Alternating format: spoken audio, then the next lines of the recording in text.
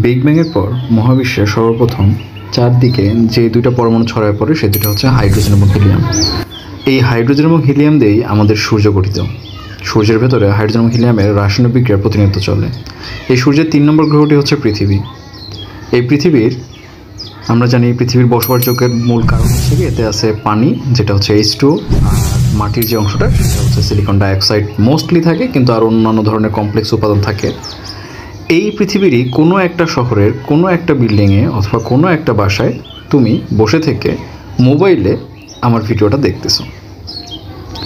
যেই মোবাইলটা দেখতেছো সেই মোবাইলটার যে ব্যাটারিটা, সেই ব্যাটারিটার ভেতরে থাকে হচ্ছে গিয়ে লিথিয়াম আয়ন, অর্থাৎ লিথিয়াম আয়ন দিয়ে আমাদের ব্যাটারিটা তৈরি করা হয়।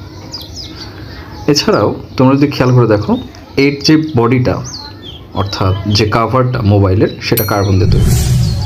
আমি লেখাটা যেই পেজে